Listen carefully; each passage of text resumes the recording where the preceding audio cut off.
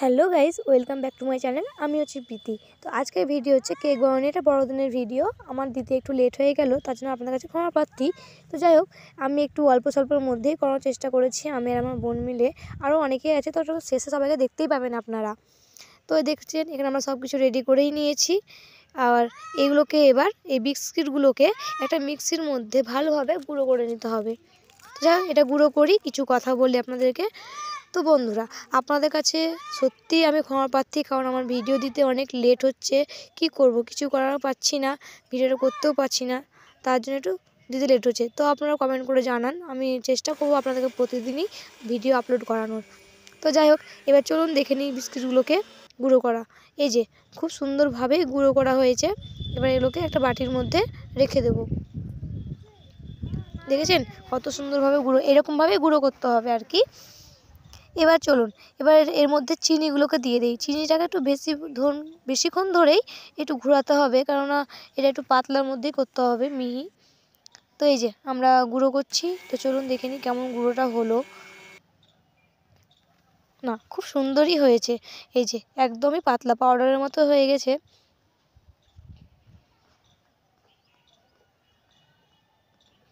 তো এই যে এবার আমরা এগুলোকে সব, এই যে আপনারা ইচ্ছে হলে ডিম দিতেই পারেন, আবার নাও দিতে পারেন, ডিম না দিলেও হবে, কিন্তু আমরা একটা দেওয়ার চেষ্টা করেছি। এবার এই ডিমের মধ্যেই চিনিটাকে ঢেলে দেবো, দিয়ে এটাকে ভালোভাবে মিক্স করতে হবে। এটা কিন্তু অনেকক্ষণ ধরে ফাটবেন, যত ফাটবেন তত জিনিসটা ভালো হবে। এই যে আমার বোন ফাটছিল আর আমি এটা ভিডিও করেছি।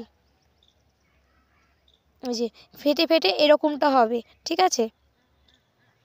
তারপরে এর মধ্যে একটু সাদা তেল দিলে ভালো হয়, আপনারা দেওয়ার চেষ্টাই করবেন।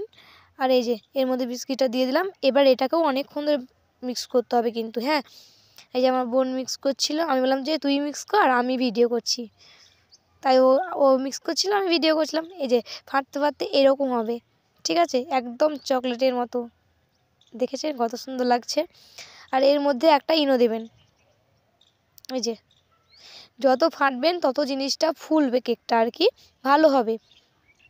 তাই এই যে আমার বোন আবার মিক্স করতে লাগলো। এবার দেখুন কত সুন্দর হয়েছে। এই দেখুন, মিক্স করবেন, বেশি করে ধরে ফাটবেন, তো এরকম হবে, ঠিক আছে। তো যাই হোক, এই যে হয়ে গেছে ফাটা।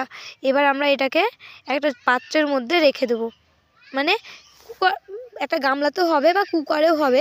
আমরা কুকারে করেছিলাম, এটা কাগজের মধ্যে এটাকে ঢেলে দিয়েছিলাম, দিয়ে এটা কুকারের মধ্যে, এই যে দেখতেই পাচ্ছেন আপনারা। এবার এটাকে গ্যাসের মধ্যে চাপিয়ে দেব, কিন্তু আঁচটা খুব অল্পের মধ্যে দেবেন, ঠিক আছে, যাতে পুড়ে না যায়। এটা আস্তে আস্তেই হবে।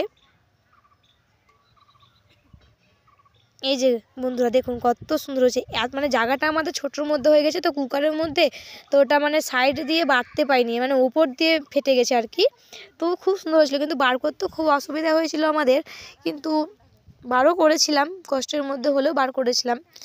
তো দেখুন আমরা কেকটা কীভাবে সাজিয়েছি। এই যে বন্ধুরা দেখুন খুব সুন্দরভাবে সাজিয়েছি। আপনারা কমেন্ট করে জানান কেকটা কেমন হয়েছে দেখতে। তো আপনারা তো খেয়ে মানে বলতে, আপনারা যে কেমন টেস্ট হয়েছে সেটা তো আমরা বলবো, কারণ আমরা খেয়েছি। তো এই যে আমরা এবার কেকটাকে ফ্রিজের মধ্যে রেখে দিয়েছি। আর এই যে আমরা সান্তার জন্য যতটুকু পেরেছি ছোট্টর মধ্যে একটু আয়োজন করার চেষ্টা করেছি। আর এই যে আমার বোন সব কিছু রেডি করছে, আর আমার বোন একটু রেগেছিল, যাই হোক মনটা খারাপ, তাই রাগ ভাঙানোর চেষ্টা করলাম। তো আমরা এটা প্রতি বছরই করে থাকি বন্ধুরা, আমরা এটা ছোট্টর মধ্যে একটু এটা পালন করে থাকি। তো গাইস, যা করেছি, যেটুকুন পেরেছি আমরা করেছি।